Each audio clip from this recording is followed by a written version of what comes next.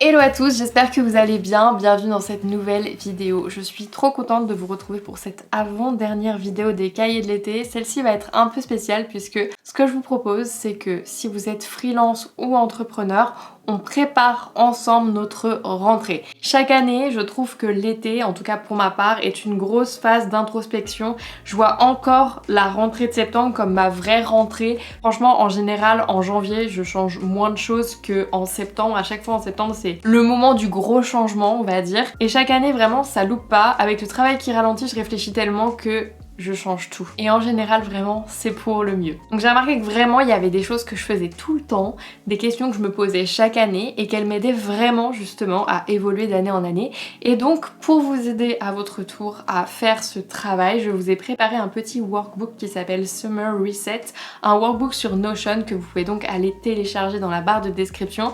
Dans ce workbook, je vous guide et on va donc le compléter pour moi durant cette vidéo, comme ça vous en aurez un petit aperçu. Donc je vous guide à vous poser les bonnes questions pour bien préparer votre rentrée. Vous pouvez même l'imprimer et le compléter sur la plage si vous le souhaitez. La première étape, et en général elle vient parce que fin juin on arrive à la moitié de l'année, donc quand vient l'été, la moitié de l'année s'est écoulée, mais on peut se dire aussi que c'est que la moitié, qu'il nous reste encore l'autre moitié justement, ou en tout cas 40% si on part de septembre, pour terminer et atteindre nos objectifs. Donc il faut faire le point sur nos objectifs. Donc pour ma part, j'ai justement une page Notion que je vous ai également mise dans le template qui s'appelle Stratégie mois prochain, dans laquelle justement j'ai mes objectifs à la fois hebdomadaire, mensuel, à horizon 3 mois, 6 mois, 1 an. Et en fait, cette vision me permet d'aller du plus micro au plus macro, ce qui fait que l'action que je fais dans ma semaine, je sais à quel objectif long terme elle participe, ce qui est hyper important pour moi. Parce que je sais que très clairement, si mon objectif dans 6 mois par exemple, c'est de sortir telle formation, si je me mets pas maintenant sur les petites tâches du quotidien, en fait ça marche pas. Et puis la formation, elle ne sort jamais. D'ailleurs, j'en profite pour te dire que si tu as envie de te lancer en freelance sur des sujets no-code, et bien actuellement je suis en train de penser une solution pour justement accompagner tous les aspirants freelance à se lancer à leur tour, et donc j'ai besoin de toi. Donc si ça t'intéresse, et bien tu trouveras dans la barre de description un petit formulaire à compléter afin que je puisse revenir vers toi. Donc concernant mes objectifs, moi je les classe par catégorie. Donc la première catégorie, ce sont les projets. Quels sont ceux que je souhaitais réaliser et quels sont ceux que j'ai réellement réalisés. Alors si je fais uniquement le point sur Claire No Code, parce que je vais pas parler de la partie agence, j'en parlerai plus tard. Sur Claire No Code, on a fait ce qu'on avait prévu de faire, ni plus ni moins. On voulait sortir la formation No Code et faire 2 bootcamps supplémentaires, c'est ce qu'on a fait, très bien. Maintenant après, je vais pas mentir, ça s'est pas fait sans difficulté parce que justement la partie agence m'a tellement pris de temps que ça a été très compliqué et que c'est plus sur la partie gestion de mon temps que j'ai un gros travail à faire à la rentrée. Deuxième partie, c'est sur la partie formation, quelles sont celles que j'avais prévu de suivre et quelles sont celles que j'ai réellement suivies. Alors je vais être honnête, en janvier je m'étais pas fixé d'objectif de formation à suivre parce que justement je savais que mon temps serait entièrement consacré au lancement de l'agence et donc franchement ça m'a déjà énormément manqué. Je pense que je ne recommencerai plus de période dans ce style. Et actuellement une formation qui me fait de l'œil, c'est une formation qui sort en septembre. C'est la formation de Balot Prisonnier, je sais pas si vous connaissez, mais en gros il va sortir une formation qui est designer et il va sortir une formation avancée sur Illustrator. Donc moi j'utilise la suite Adobe, après je suis pas une professionnelle, mais j'avoue que j'aimerais bien réussir à dompter un petit peu plus ces outils. Donc je pense que je craquerai, il y a de fortes chances que je craque pour cette formation parce que je connais sa qualité de travail, je kiffe ses vidéos et franchement pour l'instant de ce que j'ai vu, elle me tente énormément. Donc je me suis inscrite pour recevoir le code promo en avant-première et j'ai très hâte honnêtement d'en savoir un petit peu plus parce que je pense qu'il y a un gros potentiel que je craque sur cette formation. D'un point de vue acquisition client, donc mon acquisition elle repose grandement sur mon podcast, YouTube, Instagram, LinkedIn. Et donc est-ce que j'ai fait ce que j'avais dit que je ferais? La réponse est non. Ça a été à mon plus grand désespoir un gros manque que j'ai eu, j'avais plus du tout de temps pour créer du contenu. C'est toujours ça qui trinque en premier parce que factuellement, créer du contenu, d'autant plus que, on en reparlera, mais j'avais pas un gros souci d'acquisition, j'arrivais à faire de l'acquisition sans problème, sans forcément faire d'organique. En fait, j'avais toujours un flux de clients régulier parce que justement les cahiers de l'été de l'année d'avant sur YouTube continuaient à faire venir des gens, donc j'avais pas de soucis à ce niveau-là, mais en fait je crée pas du contenu que pour l'acquisition client, je fais ça aussi parce que ça me plaît. Et honnêtement ça a été vraiment compliqué. Je me suis rendu compte à quel point cette partie me manquait, à quel point en fait j'aimais pas ne pas en faire. Et autant LinkedIn, bon pour d'autres raisons, j'ai des gros problèmes en ce moment avec cette plateforme, j'apprécie de moins en moins les contenus qu'il y a dessus, donc comme j'y passe de moins en moins de temps, factuellement j'ai de moins en moins envie de créer dessus. Par contre YouTube, j'y passe toujours autant de temps et franchement ça fait partie de mes objectifs à la rentrée, c'est de réussir à me dire ok, maintenant il n'y a plus d'excuses en fait, c'est une vidéo par semaine et de m'y tenir au moins pendant un an pour voir ce que ça donne, si ce quotidien me plaît et si j'arrive à tenir le rythme en fait, si c'est faisable. Voilà, je pense que c'est faisable, je pense que ça se fait, on va voir. On va voir, on commence déjà par essayer de conserver le rythme en septembre et pour la suite, on verra plus tard. Je sais déjà qu'il y en a qui vont me dire mais comment ça, t'arrives à faire genre 20 vidéos en 20 jours et après t'es pas capable d'en faire une par semaine? Alors moi j'ai un gros sujet avec le pouvoir du focus. En fait je trouve que c'est beaucoup plus facile sur un court laps de temps de faire une seule chose. Genre là vraiment je me suis enfermée pendant 3 semaines et je n'ai fait que écrire, tourner, monter mes vidéos. En fait quand t'as aucune distraction, qu'il y a rien qui te défocus de ta seule mission de la journée, bah tu l'accomplis en fait, enfin tu l'as fait, y a pas de souci avec ça. Par contre quand t'es dans le rush du quotidien, que t'as genre 1000 clients à la fois, qui t'appellent, qui t'envoient des mails, en fait que t'es sur tous les fronts, bah c'est impossible en tout cas pour moi hein,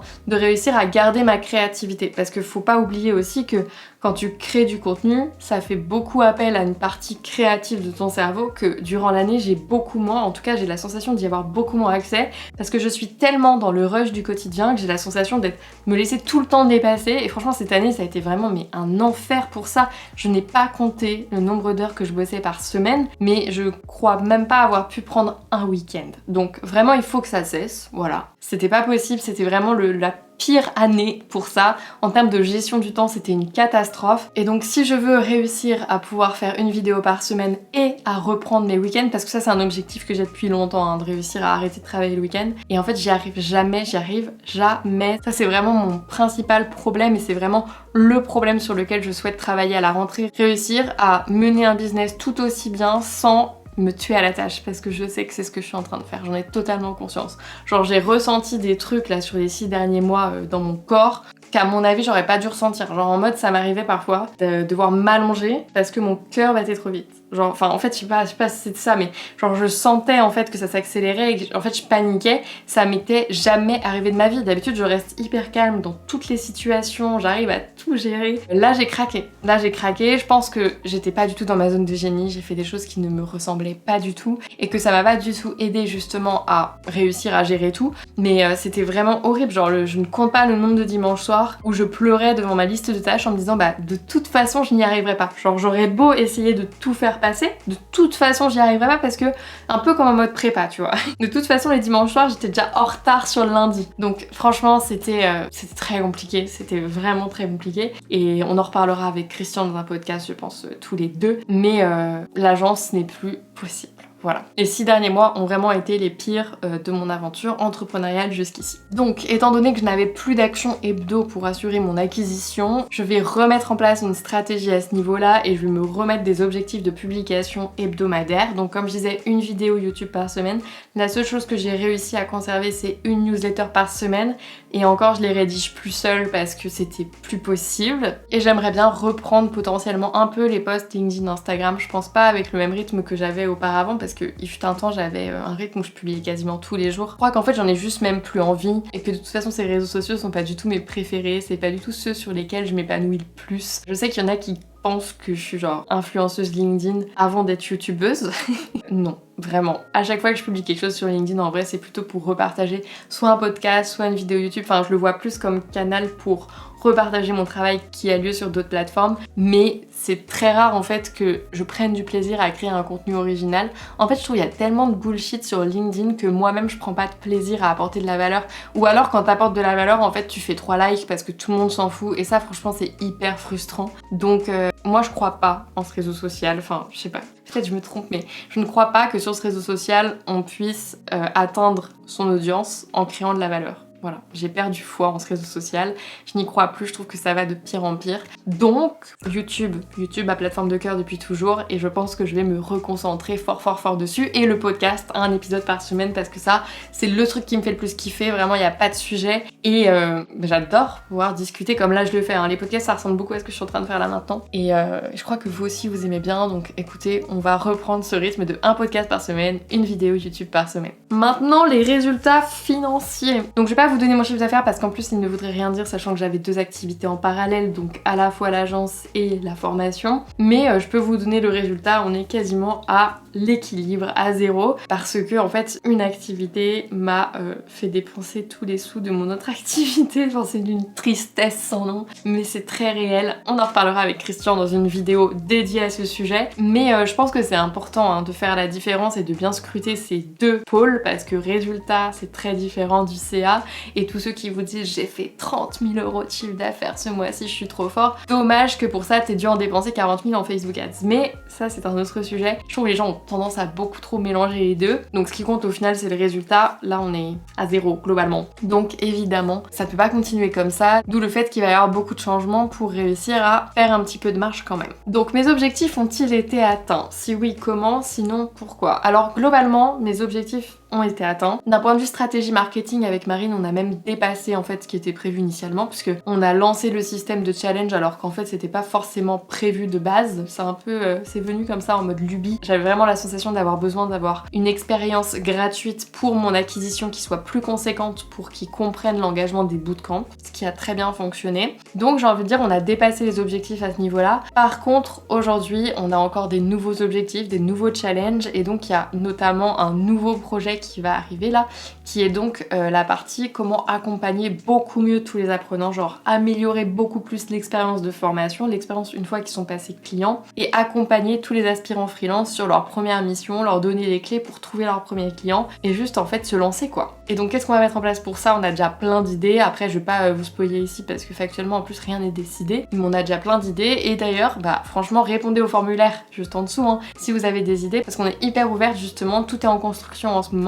Mais en gros ça va être notre focus principal des 6 prochains mois, comment on fait pour proposer cette nouvelle offre qui va dans la continuité de nos offres existantes, mais cette fois-ci on ajoute la sphère entrepreneuriale finalement à toutes les offres techniques qu'on a déjà dans notre catalogue de formation. Quel est le projet sur lequel tu as pris le plus de plaisir ces derniers mois, et quel est celui qui au contraire t'a déçu, que tu ne souhaites plus poursuivre? Alors, quel est le projet sur lequel j'ai pris le plus de plaisir? De loin, le mini challenge. Franchement c'était trop cool, que ce soit en amont la création de la plateforme, bah du coup que vous avez vu dans une des précédentes vidéos, mais également pendant le challenge. Alors c'était à refaire, vraiment je ne ferai pas comme j'ai fait cette année. En fait j'étais chez un client pendant la journée et le soir je devais gérer le challenge, enfin franchement c'est pas possible. Un challenge c'est à 100% ou ça l'est pas, et ça je m'en suis vraiment rendu compte et je m'en suis voulu pendant le challenge. Je me revois encore redire à Marine quand on s'organisait et lui dire non mais en fait on peut le faire cette semaine là, parce que même si je serais chez tel client, en soi, une fois que c'est lancé, j'ai plus grand chose à faire vu que tout est préfilmé. Très mauvaise idée, vraiment très mauvaise idée. Il aurait vraiment fallu que je sois beaucoup plus présente, ça a été d'ailleurs un retour des participants et je suis entièrement d'accord, même moi j'étais frustrée de pas pouvoir lire tous les messages. On va réitérer l'expérience en novembre, si tu veux t'inscrire tu trouveras également le lien en barre de description, mais surtout il faut qu'on l'améliore et ça passe notamment par moi qui sera beaucoup plus présente. Et qu'est-ce qui m'a au contraire déçue? Bah franchement c'est le dernier bootcamp automatisation. Ça a été une expérience hyper compliquée parce que le groupe était extrêmement hétérogène et c'était la première fois que ça m'arrivait. Donc pareil, je veux en refaire tout un podcast avec Marine parce qu'on a beaucoup débriefé sur le sujet, mais on a déjà corrigé le tir et on a mis en place justement des tests de sélection à l'entrée pour qu'on évite de se retrouver avec des personnes qui en fait ont pas les bases de bureautique pour pouvoir se lancer dans de l'automatisation, parce que en fait on a un bootcamp justement no-code pour découvrir justement les outils no-code. Je pense qu'il aurait, en tout cas pour certains profils, était beaucoup plus adapté que de se lancer directement dans le bootcamp automatisation. Et la problématique c'est que du coup on n'a pas pu aller aussi loin que ce qu'on voulait, parce que quand t'as un groupe aussi hétérogène, bah forcément les éléments les plus débutants ralentissent les plus avancés. Ça a été vraiment extrêmement compliqué du coup de gérer le groupe et enfin pour nous ça a été extrêmement douloureux aussi. C'est la première fois que ça se passe comme ça, on était extrêmement étonnés et on va faire en sorte que ça ne se reproduise plus parce que c'était pas une expérience très agréable à vivre de notre côté. Maintenant qu'on a fait le point sur tout ça, préparons les prochains mois. Donc moi j'ai déjà préparé les prochains mois, je sais déjà à peu près tous les projets qui arrivent. Donc déjà en septembre, on va avoir 2 nouveaux bootcamps qui arrivent. Donc un bootcamp no code qui commence là la semaine prochaine et le bootcamp make qui enchaîne 2 semaines plus tard. Une fois que les 2 bootcamps seront passés, du coup on va pouvoir se concentrer sur le mini challenge qui aura lieu en novembre et qui permettra donc de gérer l'acquisition des 2 bootcamps qui arriveront en janvier. Je commence à me poser des questions de est-ce qu'il faudrait pas que le bootcamp soit plus près du mini challenge. Franchement ça c'est une question qu'on a. En même temps je me dis que faire un bootcamp en décembre c'est compliqué parce que les gens sont souvent en vacances donc tu peux pas trop leur demander d'être présent au live alors que vraiment il faut être présent à tous les lives. Pas pour rien qu'on donne les lives et que vous payez pour y participer. Donc je me pose la question, je pense que je sonderai la communauté à ce moment-là. Mais globalement c'est ça, sur les 6 prochains mois il y aura 2 promos no code, 2 promos make, un mini challenge entre les deux et la sortie du programme freelance. Ce sera déjà des très beau projet. Troisième partie, toutes les petites choses qu'on ne prend pas le temps de faire. Alors, la première chose, c'est faire le point sur ses abonnements. Je sais que c'est chiant, je sais que c'est relou, mais en fait, savoir combien on paye d'abonnements tous les mois, c'est la base pour savoir si on est rentable. Enfin, en fait, tu peux pas ne pas connaître tes charges, c'est hyper important. Et je connais encore beaucoup trop d'entrepreneurs qui prennent des abonnements comme ça, sans trop checker, qui savent même pas combien ils dépensent par mois. Il serait temps de s'en inquiéter, vraiment. C'est un peu la base. Et donc ça permet ensuite de faire le point sur ses offres. Quelles sont les offres que tu vends actuellement et que tu veux, ou les missions d'ailleurs si t'es freelance, et que tu veux potentiellement arrêter pour X ou Y raison. Donc la question à se poser c'est quelle part de CA ça te rapporte tous les mois, quel pourcentage de temps ça te prend tous les mois, et quel est ton niveau de kiff sur une échelle de 1 à 5. Si tu te rends compte que cette mission, potentiellement, elle te rapporte 80% de ton CA et te prend que 50% de ton temps. Même si ton niveau de satisfaction il est à 3 sur 5, potentiellement que ça vaut encore le coup de continuer un peu parce que tu sais pas en fait ce que tu vas avoir si tu lâches cette mission. Quand je suis face à un dilemme comme ça, moi je prends une page Notion vide et je tape pour ou contre faire et là j'écris tout ce qui me passe par la tête et en général il en ressort des actions parce que en fait ça me permet de poser sur le papier et de trier après tous les pour, les contre, etc. Donc sur ces 2 parties, abonnement j'ai fait le point et sur la partie offre j'en reparlerai donc avec Christian lors de l'épisode de podcast dédié à ce sujet et donc ça permet de faire le point, le bilan sur ce que j'appelle la structure de coût. Je sais pas si ça s'appelle comme ça mais en gros c'est tu fais le point sur prévisionnellement ce que tu estimes qui va rentrer et ce qui va sortir tous les mois. Ainsi tu calcules en fait ta marge, ta rentabilité, ton résultat. Et alors je dis pas que ça affranchit d'avoir un comptable, hein, pas du tout. Par contre je trouve que c'est hyper important d'avoir en tête tout ce qui sort et tout ce qui rentre. Parce que quand tu veux potentiellement prendre quelqu'un pour faire tel truc ou tel truc dans ton business, faut que tu sois capable de te dire ok est-ce que c'est rentable pour moi. Et je trouve qu'avoir ça en tête c'est hyper important pour t'assurer de la pérennité financière de ton entreprise sur le long terme. C'est ok que ça varie, mais moi je fais évoluer le fameux tableau que je vous ai partagé que vous retrouverez justement dans l'espace Notion. Et enfin la dernière étape, je l'ai appelée on fait le ménage. C'est genre tous les mini trucs, nous on s'est mis ça dans la to-do du mois d'août. C'est déjà ajouter tous les justificatifs à la comptabilité. Bon ça je me le suis mis à moi toute seule. Nettoyer toutes mes automatisations sur Make, ça y est c'est fait, j'ai créé des dossiers, j'ai supprimé les inutiles, j'ai tout nettoyé, ça fait un bien fou. Nettoyer tout son espace Notion, pareil il est tout propre, c'est parfait. Nettoyer tous les tags de mon outil d'emailing, ça il me reste à faire mais je crois que je vais mettre Marine dessus. Nettoyer tout le drive, moi j'avoue j'ai tendance à tout faire sauter parce qu'au final en général c'est que je m'en sers plus et faire le point sur son site, quelles sont les pages qui sont obsolètes, quelles sont les pages à mettre à jour, quelles sont les pages à créer. Là fort heureusement moi j'ai de la chance, d'ailleurs ça c'est un projet qui était pas prévu et que j'ai fait donc en fait j'ai un peu dépassé mes objectifs. J'ai fait toute une refonte de mon site justement en juin dernier parce que il y avait plein de choses qui étaient plus à jour donc là si vous allez voir le nouveau site il est tout beau, tout propre et il n'y a plus rien qui dépasse donc je suis très contente. Et enfin parce que pour moi c'est tout aussi important de faire le ménage de son business que dans sa vie. Nettoyer son bureau, son appart, sa maison. Moi j'adore préparer la rentrée en faisant du tri. Juste dans le bureau, j'ai rangé tous les papiers dans des classeurs, etc. Tous les trucs qu'il fallait garder. Et ça fait du bien au cerveau de plus, genre les tiroirs qui sont sous mon bureau là, de plus genre les ouvrir et de voir la pile qui dépasse. Ça fait un bien fou. À titre indicatif, c'est quand même un taf qui me prend genre 2 à 3 jours en général complet, vraiment à fond, mais c'est vraiment important pour se dire ok, on repart sur des bonnes bases et on est prêt à se relancer dans des nouveaux projets. Donc à la suite de ce travail en général, t'arrives à ressortir 3 grandes décisions hyper importantes et qui vont te guider sur les prochains mois. Donc moi ma première grande décision, ça va être de ne plus travailler le week-end, mieux gérer mon temps, de sortir une vidéo YouTube par semaine et de me concentrer sur l'amélioration de l'expérience d'apprentissage des personnes qui sont déjà sur la plateforme. plateforme, avec des lives hebdo, etc. Donc déjà avec ces 3 gros piliers, j'ai déjà beaucoup de travail, je sais où je vais, et j'aime bien moi genre donner une phrase à mon mood du moment, genre en mode je rentre dans une nouvelle era, et pour moi cette nouvelle era c'est le retour aux bases. Je retourne à ce qui marche, à ce que j'aime, et je sais que ça va me faire un bien fou. Je pense que je me suis beaucoup éparpillée, et je sais que j'en ai beaucoup parlé dans ces vidéos, mais j'ai vraiment pris conscience à quel point être concentré et focus sur un sujet permet d'atteindre et même de dépasser ses objectifs. Je pense que ça a été mon plus gros problème, j'ai voulu faire trop de choses à la fois, je m'en sentais capable, alors j'ai réussi, mais alors à quel prix? Franchement non, je ne recommencerai pas, et donc maintenant je vais me reconcentrer sur ce que j'aime le plus au monde, c'est-à-dire accompagner les gens à acquérir de nouvelles compétences. Voilà. Bon écoutez, j'espère que ce bilan Summer Reset vous a plu. Si vous voulez faire le vôtre, n'hésitez pas à télécharger le template que vous trouverez dans la barre de description. N'hésitez pas à me partager votre ressenti, quelles sont les grandes décisions que vous allez prendre dans votre business justement à la suite de cette analyse, de cette introspection. On se retrouve dès demain dans la dernière vidéo des cahiers de l'été, vidéo tradition puisque ce sera la même que l'année dernière mais pour l'année 2024, c'est-à-dire comment débuter le no-code en 2024. J'ai plein de nouvelles choses à dire pour compléter la vidéo de l'année dernière. Donc sur ce, je vous souhaite à tous une très belle journée et on se retrouve dès demain dans une nouvelle vidéo.